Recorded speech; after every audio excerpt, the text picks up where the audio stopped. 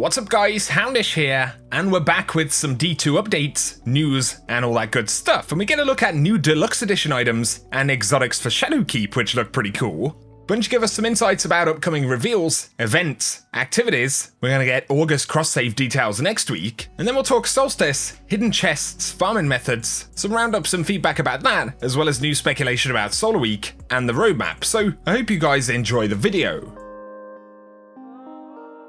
Firstly, quick shout right here, Bungie distributed the exclusive emblems into the game just yesterday. Once again, make sure that you don't delete them, and also when you claim any triumphs, make sure that your emblems and postmaster slots aren't full, because they currently aren't redeemable from collections. Bungie did say this in the TWAB, but a few players have had issues, so definitely worth bearing it in mind. Another common question has been about Solstice armor glows, and whether the ones that we're purchasing right now will be present on the 2.0 versions, and DMG confirmed that glows for Solstice 2019 armor will carry forward to the 2.0 equivalent. And so it sounds like the armor will recognize that you already have the ornaments or something like that, but importantly, if you've purchased the ornaments, you will still have access to them on the armor 2.0 versions that we get in October.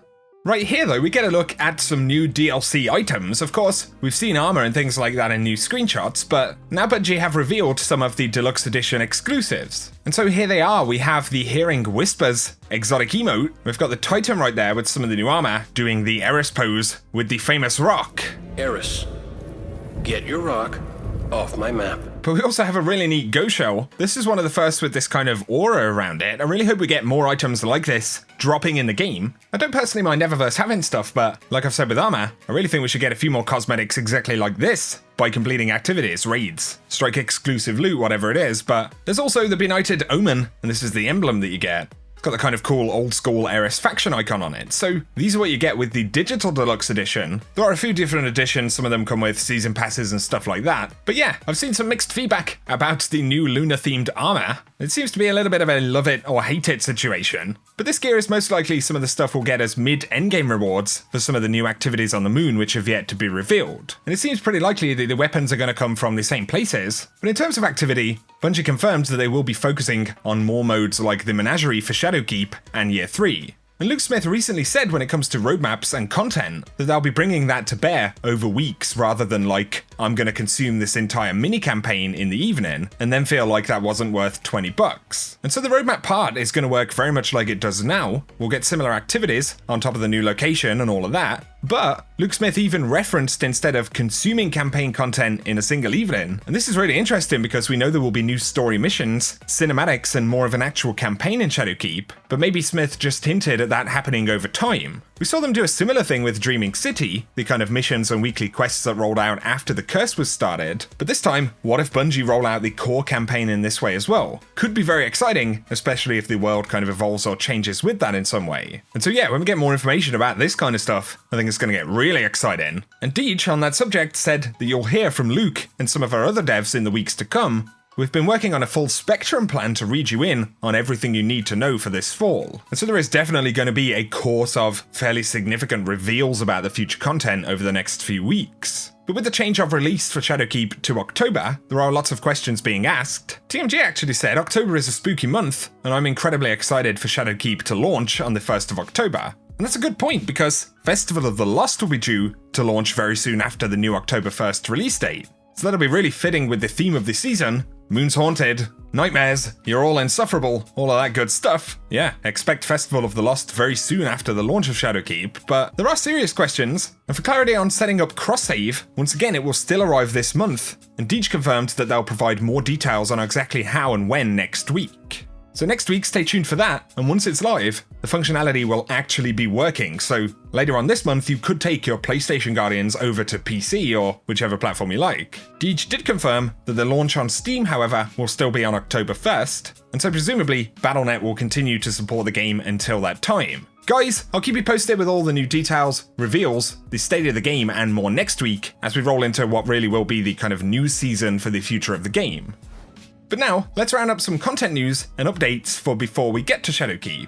Yesterday, Bungie revealed a sort of updated roadmap with a few things, but because there's been anticipation of a potential Solar Week, that wasn't actually on the roadmap, there's been no mention of it, and so immediately, people started to ask the question, And honestly, we just don't know if it's going to be a thing. The text for it, you know, the data mine stuff that came out, it's totally in the game. We have to take it with a pinch of salt because we're not looking at completed work. We're looking at stuff that really, it could be pretty old. It could have been scrapped, or it could be for much further in the future. If Solar Week is to happen this season, you know, maybe Bungie are just keeping it a secret. As far as we know, it would have to be after the September update. We don't see any other updates on the roadmap. So yeah, it really is a complete mystery, and we'll have to see what happens. But to talk Solstice briefly, courtesy of Glad & Co., we now know that bosses in the aerial zone cap out at 21. And it was pointed out that the activity was sort of advertised as kill as many bosses as possible in the time limit. However, yeah, if you're godly enough, you'll actually hit a total kind of progress cap at 21 bosses, and the activity will end. So yeah, something interesting to point out, and DMG said in future if they have mechanics like this, they'll try and communicate it beforehand. For Solstice key fragments though, you can actually farm them in forges. Just something to point out here. The AFK farm that people have been doing for materials, or for the lore back in Black Armory, will actually work for key fragments, and you'll get normally 1 or 2 dropped after every completion. So as to whether it's worth it, it really depends on you. If you want to farm for the armor rolls or planetary materials, because you'll get those as well, then yeah, maybe it's useful. But we do, however, get a fair amount of Solstice key fragments dropped as we play, so it's probably not for everybody, but it's there if you can drop your light down below around about 100, and you can AFK farm them. I also wonder if, seeing as these are key fragments right now, maybe you need a certain number of fragments. Perhaps they could be combined or in some way linked to the secret Solstice key that we see in the database. We've spoken about that recently, but yeah, you never know. But in the European aerial zone itself, in case you haven't found it, there is a chest near the edge of the map in the town zone. So it's hidden in a building. You may have spotted this one and not been able to find it. You can't get into the building via any kind of major entrances, but Bungie went ahead and hid the entrance in this derelict bus. So if you spot this one, you'll need to head through the side of the bus, and then you can climb through the front door. I didn't manage to get the chest to spawn this run, but yeah, if it's one that's been irritating you, which it certainly has for me, then you can find it over here. And shout out to Ninja Pups for the original video of that.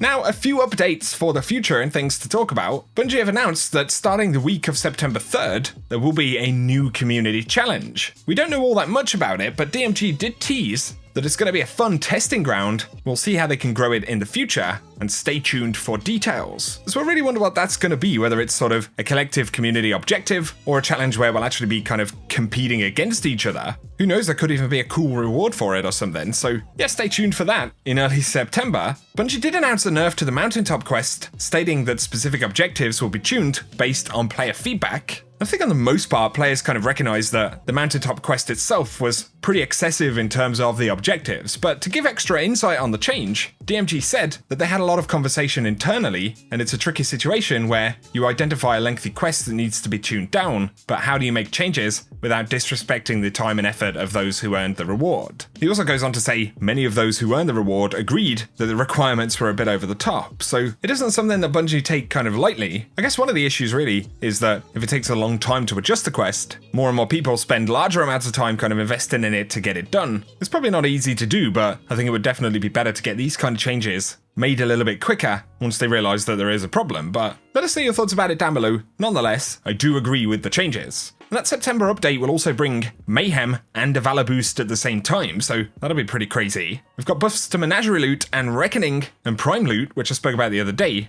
Definitely mostly needed, so it should be a pretty solid update. Now for some final roundups. Bungie rewards are beginning to cut off for some things, and this includes title seals, so bear that in mind if you wanted any. Things like the Wayfarer seal, or the ability to progress on that, actually ended last week, but DMG confirmed that all seals can be acquired in-game well after the end of August, so there isn't a time limit on titles themselves, just the rewards. I still see a lot of people asking about Tribute Hall, especially in light of the cheese fix. A lot of players are asking, how long does this event stick around? And just to confirm again, Cosmo said that it is sticking around, so Tribute Hall is a permanent part of the content for Season of Opulence. Andrew Hops also confirmed that Golron's Deception is bugged and will respawn with full health if he dies right as he teleports. So if you ever experienced that in the raid, basically you kill him as he goes into a teleport, and then when he reappears he has full health. That is something that Bungie are looking into fixing. So guys, for today that's everything we've got to round up. Bit of a mixed bag, but let us know your thoughts on any of those exclusive items for Shadowkeep, the gear that we're seeing. I think we really want to get some new info soon, so I'll keep you posted with that. But if you've enjoyed the video, a like rating really helps me out.